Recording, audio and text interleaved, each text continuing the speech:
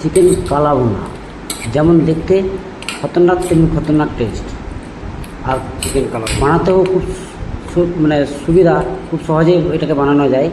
তো কীভাবে বানাচ্ছি আজকে তোমাদের সঙ্গে এই রেসিপিটা শেয়ার করবো, চিকেন কালা ভুনা। তো ফাইনালি চলো এবার কড়া দিকে যাওয়া যাক। প্রথমে আমি কিছু গোটা গরম মশলা ভেজে নেবো, ড্রাই রোস্ট করে এটাকে গুঁড়িয়ে রেখে দেবো। এটাকে হালকা ড্রাই হয়ে গেছে, এবার তুলে নিচ্ছি। এবার এটাকে পেস্ট করবো। কড়াই তোমার চাপানায় আছে, এতে তেল দিয়ে দিচ্ছি। তেলটা হয়ে এসছে, এর মধ্যে পেঁয়াজ দিচ্ছি। পেঁয়াজটা খুব লাল লাল করে ভেজে নেবো। ফাইনালি লাল লাল করে ভাজা হয়ে গেলেই এটাকে তুলে নেওয়ার চেষ্টা করব। লাল ভাজা হয়ে গেছে, এবার তুলে নিচ্ছি। তুলে নেওয়ার পরেই এবার ম্যারিনেট করব। ম্যারিনেট করে তুলে নিচ্ছি। এবার কড়াইয়ে দিয়ে দিয়েছি। কড়াইয়ের মধ্যে মাংসটা আগে নিয়ে নিলাম, তারপরে দিয়ে দিচ্ছি হলুদ, লঙ্কা, জিরে, ধনে গুঁড়ো 1 চামচ করে দিয়ে দিলাম। আর দিয়ে দেবো স্বাদ অনুসার লবণ দিয়ে দেবো। আর দিয়ে দেবো টক দই, কিছুটা টক দই দিয়ে দিচ্ছি। এরপরে ফাইনালি এরপরে দিয়ে দেবো একটু গোলমরিচ গুঁড়ো, আর ভেজে রাখা পেঁয়াজটা এর মধ্যে অ্যাড করে দেবো। ভালো করে এটাকে ম্যারিনেট করে নেবো। ভালো করে ম্যারিনেট করেই চাপিয়ে দেবো কড়াইয়ের মধ্যে। তেলটা যে পেঁয়াজ ভেজেছিলাম ওই তেলটাও এর মধ্যে অ্যাড করে দিলাম। এবার ভালো করে এটাকে ম্যারিনেশন করে এটাকে কড়াইটাকে এবার আগুনের মধ্যে চাপিয়ে দেবো। আর ফাইনালি দিয়ে দেবো গোলমরিচ গুঁড়ো, 1 চামচের মতো গোলমরিচ গুঁড়ো দিয়ে দিলাম। এবার কড়াইটাকে চাপিয়ে দিলাম আর ঢাকনা দিয়ে ঢেকে দেবো। আর জোর ফ্লেমে, ফুল ফ্লেমে একদম হতে দেবো। আর এর মধ্যে অ্যাড করে দিচ্ছি আদা, রসুন আর কাঁচা লঙ্কা পেস্ট।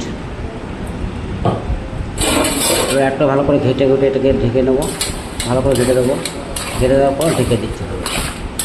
ঢেকে দিয়ে এবার ফ্রাই করতে দেবো। ঢেকে দিয়েছি। এবার ঢাকনা সরে দেখে দিচ্ছি, মোটামুটি 50% হয়ে এসছে চিকেনটা। এখন ভালো করে ঘেটে এর মধ্যে এবার অ্যাড করে দিচ্ছি ভেজে রাখা ড্রাই রোস্ট করে রাখা মশলাটা, গুঁড়ো মশলাটা এর মধ্যে অ্যাড করে দিলাম। অ্যাড করে দেবো কাস্তুরি মেথি পাতা দিয়ে দিলাম, অ্যাড করে দিলাম। এরপরে ভালো করে হতে দেবো। আবার ঢাকনা দিয়ে রেখে দিলাম। এরপরে একটা কড়াই নিলাম, অল্প একটু তেল নিয়েছি।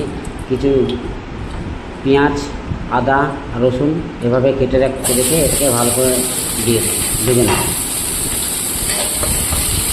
হালকা ভাজা হয়ে গেলে হালকা ড্রাই রোস্ট করবো এটাকে। দিয়ে এর মধ্যে চিকেন এর মধ্যে অ্যাড করে দেবো।